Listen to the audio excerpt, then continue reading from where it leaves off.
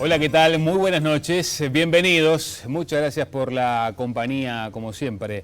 En nuestro programa de hoy les proponemos, dentro de segundos nada más, entrevistar al señor ministro, al viceministro de Economía y Finanzas, Pablo Ferreri. Con él vamos a conversar, entre otras cosas, de los anuncios que hizo hoy el Consejo de Ministros, estos cambios en la Ley de Inclusión Financiera, pero por cierto, temas que le preocupan y mucho a los uruguayos, la situación de Brasil y su impacto, qué pasa con los precios, qué pasa en la frontera, qué pasa con el presupuesto nacional que empieza con su aprobación dentro de algunas horas nada más a nivel de la Cámara de Diputados. Bueno, sobre eso y otros asuntos conversaremos con Ferreri dentro de algunos minutos nada más.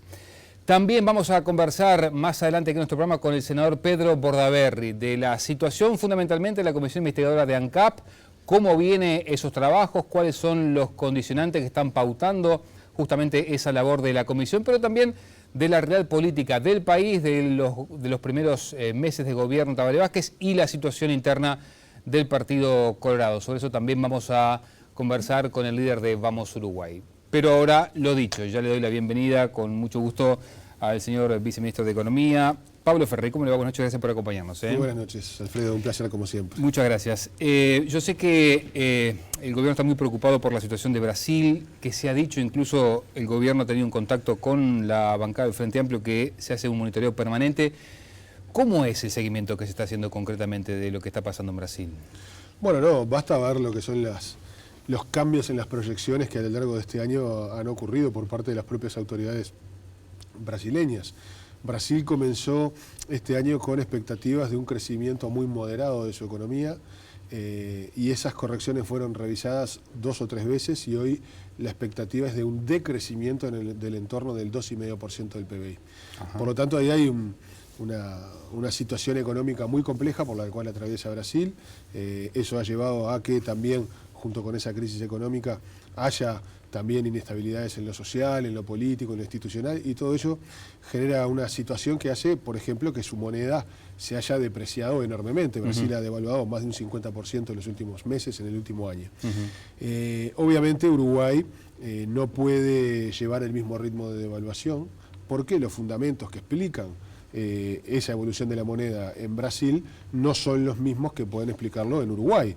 Uruguay no atraviesa una crisis política, social ni económica como atraviesa Brasil en estos momentos y por lo tanto la evolución de su moneda es diferente. Pero dicho esto, también es obvio, es público, que la relación comercial con Brasil ha tenido impactos negativos en lo que tiene que ver con la evolución de las exportaciones, por ejemplo. En los últimos meses estas se han visto impactadas negativamente de manera importante, y también en lo que tiene que ver con los comercios de frontera, ¿no? Comercios que siguen los vaivenes lógicos de las diferencias de precios relativos. Cuando Uruguay está barato, se fortalecen los comercios de los uruguayos, y cuando Brasil está barato, ocurre lo inverso. Bueno, ahora estamos entrando en una fase de ese relacionamiento donde los comerciantes y los comercios ubicados en lo uruguayo presentan dificultades, ¿no? Bueno, a todos estos aspectos tenemos que darle seguimiento, ir mirando las expectativas de Brasil. Brasil ha perdido el grado inversor por parte de una de las principales calificadoras de riesgo. ¿Es posible que lo pierda por otras calificadoras? Bueno, puede ser, puede ocurrir. La calificadora que le quitó el grado inversor a Brasil 3 semanas antes había mejorado la nota de Uruguay, lo cual habla a las claras también de la diferenciación que nuestro país ha logrado en la región en cuanto a su confianza, su credibilidad, a las expectativas de propios, pero también de ajenos, con respecto al desempeño del Uruguay. Que la misma calificadora que le quitó el grado inversor a Brasil 3 semanas antes le haya aumentado la calificación a Uruguay es un dato bien importante. Y esta confianza también se ve reflejada en el mercado interno. En los primeros 8 meses del año, de enero a agosto, los proyectos recomendados por la COMAP, tanto por monto como por cantidad de proyectos, son superiores a los proyectos recomendados en el periodo enero-agosto del 2014.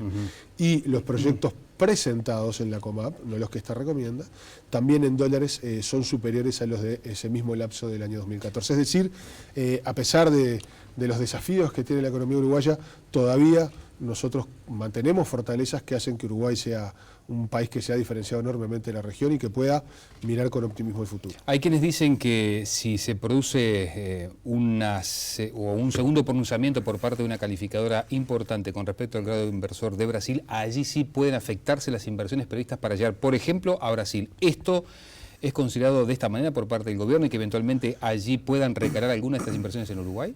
Bueno, hay fondos de inversión que cuando un determinado país deja de tener el grado de inversor por más de una calificadora, eso hace que se tomen determinadas decisiones por parte de esos fondos y eso puede impactar a Brasil. Pero reitero, eso debe ser visto de la mano o en paralelo con las fortalezas que presenta Uruguay y cómo todavía nuestro país, a pesar de estas complejidades regionales, es muy bien valorado en el mundo, ¿no? Bien, hay economistas que dicen que Uruguay no puede seguir frenando el dólar, teniendo en cuenta justamente, entre otras cosas, esta devaluación que se ha dado en Brasil, que si bien no fue como la del 99, que fue abrupta, sí se ha dado en forma gradual.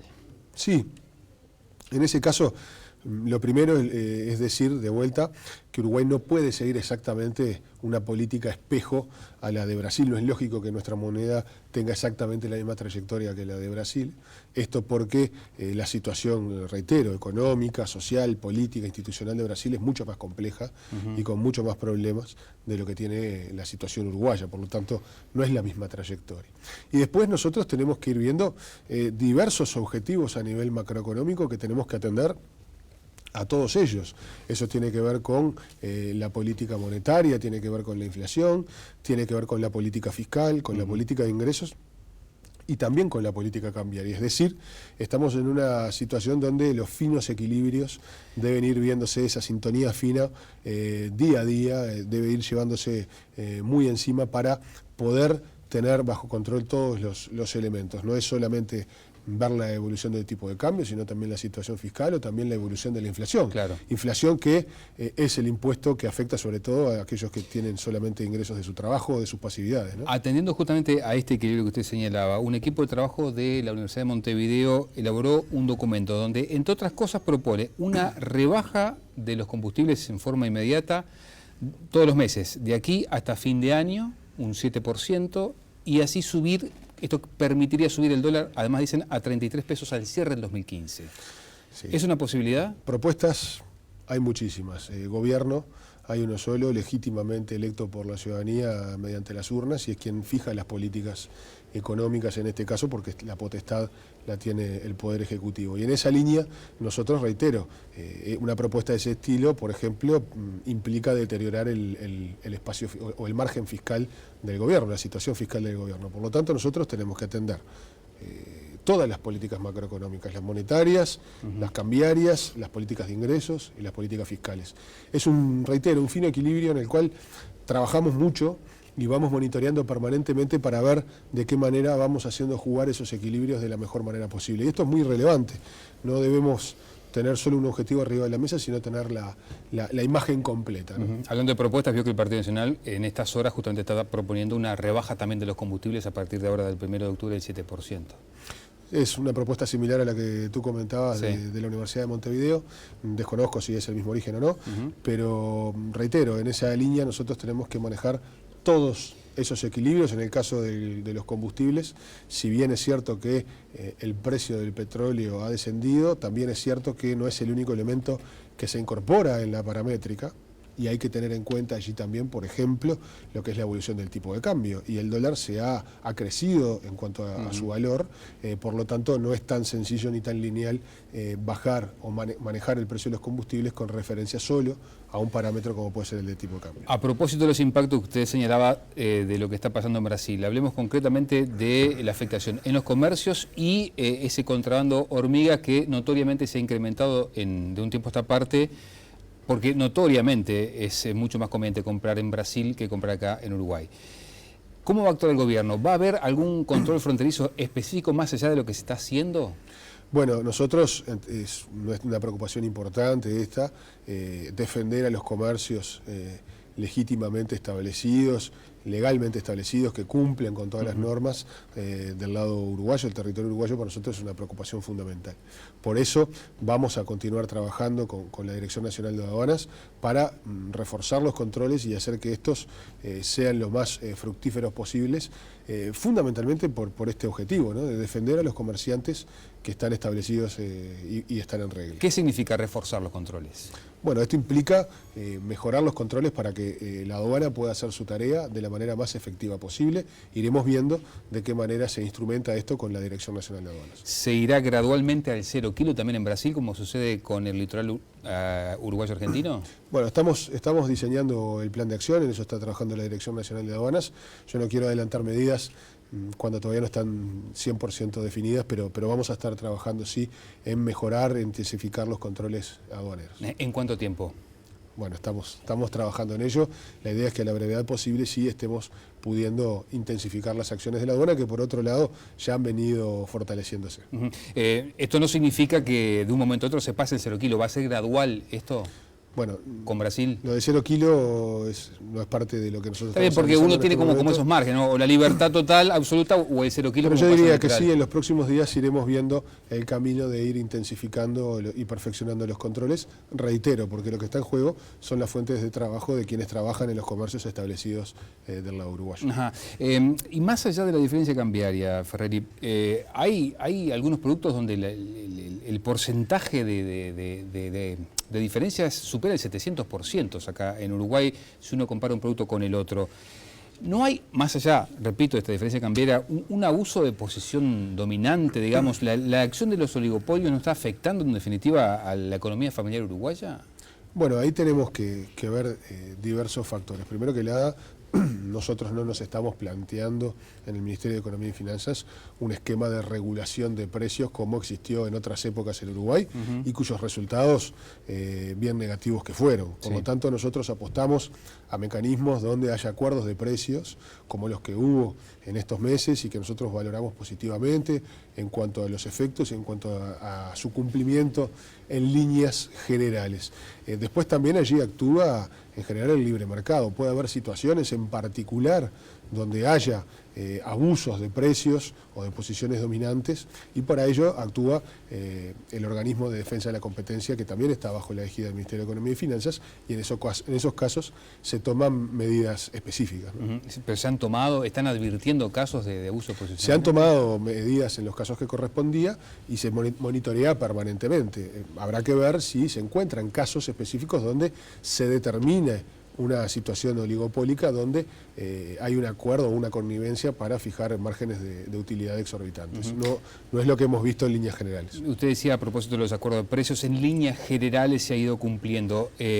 Economía, ¿está satisfecha justamente con cómo se ha trabajado por parte de los comerciantes y de los importadores y los supermercadistas a la hora del congelamiento de los precios? En líneas generales sí, estamos conformes con cómo se ha dado el acuerdo de precios, tanto en su funcionamiento como en los efectos. ¿Por qué digo esto? Esperamos que este mes de septiembre, que es de completa aplicación del acuerdo, podamos tener efectos sobre la inflación, sobre el dato de inflación. Lo veremos a fin de mes si es que logramos tener efectos concretos, pero estimamos que la visión es más que positiva. ¿Qué previsión de inflación están teniendo para el cierre de septiembre? No, bueno, para eso hay que esperar los números, pero esperamos que el impacto sea en la línea de lo que nosotros esperábamos antes de realizar el acuerdo. ¿Y la idea es continuar con este acuerdo? Bueno, ¿O proponerlo de alguna manera? Cuando llegue a su final veremos si es posible volver a reeditarlo, sobre qué artículo, sobre qué tiempo, etcétera, pero puede ser una medida de conversar con todos los actores intervinientes. Otro de los efectos que está teniendo esta situación con Brasil es usted lo mencionaba, los comerciantes que están del lado uruguayo, que ciertamente, bueno, entre otras cosas han marchado hasta en el propio departamento Maldonado. Entre otras cosas lo que reclaman, bueno, teniendo en cuenta que todo el mundo se está yendo, todo el mundo entre comillas, ¿no?, a comprar en Brasil, algún tipo de ayuda por parte del gobierno. Por ejemplo, exenciones o exoneraciones desde el punto de vista de los impuestos patronales, de los aportes patronales piden. ¿Hay alguna posibilidad o hay alguna alternativa de que Economía atienda ese planteo, ese reclamo? Bueno, tenemos que ver cuáles son las mejores medidas para apuntalar o para paliar esta situación. Las medidas que tienen que ver con exoneraciones o exenciones tributarias, en principio no son las las predilectas en ese menú, pero iremos viendo cuáles son las mejores medidas y que tengan un efecto concreto a la hora de poder ayudar a esta situación. Situación que, reitero, tiene que ver con los vaivenes del tipo de cambio. Claro. Con referencia a los dos países. Hubo años en los cuales los comerciantes de nuestro lado se vieron beneficiados y en este momento atraviesan una situación compleja que tenemos que ver cuáles son las mejores medidas para poder tomar al respecto. ¿Y cuáles podrían ser, por ejemplo? En el menú, ¿cuáles están? Bueno, hay diferentes formas de apoyar, pero yo, Alfredo, entiendo la pregunta, pero quisiera poder tener todo ese menú completo y definido para poder anunciarlo como corresponde. Bien, cierro con esto de Brasil y le pregunto, ¿están previendo algún impacto negativo por demás en lo que será la próxima temporada turística?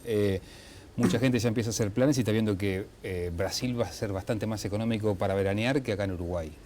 Sí, bueno, venimos en un año donde los números de la temporada turística o el movimiento de turistas entre enero y agosto de este año fue superior tanto en cantidad de pasajeros como en montos gastados con respecto al año pasado. Eso nos permite cierto optimismo. Iremos viendo cómo evoluciona la afluencia de turistas, tanto argentinos como brasileños, teniendo en cuenta estas realidades cambiarias, ¿no? Pero bueno, allí habrá que extremar todos los esfuerzos. El Ministerio de Turismo hace una gran tarea de promoción del país y cómo preparamos al país de la mejor manera posible para tener una temporada que sea tan buena como la pasada. ¿Por ahora no se está pensando en algún beneficio extra para fomentar el turismo interno para los uruguayos? Bueno, recordemos que hay beneficios importantes en lo que tiene que ver con los consumos que ocurren a través de tarjetas de crédito, tarjetas de débito, con devolución de puntos de IVA, que son muchos puntos en el caso de los consumos en restaurantes, por ejemplo. Por lo tanto, hay desplegado ya un menú de incentivos desde lo fiscal para potenciar la temporada turística, no solo para los turistas internos, sino también para los turistas extranjeros. Y que han dado muy buen resultado. Esperemos que podamos generar la mejor temporada posible. Bien, no se está pensando en ampliar ese abanico. Por el momento no. Por el momento no. Bien.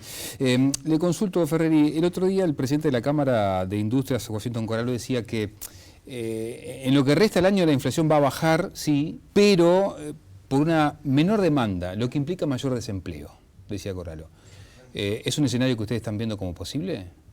Bueno, nosotros esperamos que con las diversas medidas que hemos tomado, tanto desde el Ministerio de Economía y Finanzas como desde el Banco Central del Uruguay, con una política monetaria contractiva, etcétera, podamos ir moderando la inflación y haciéndola converger a niveles más bajos.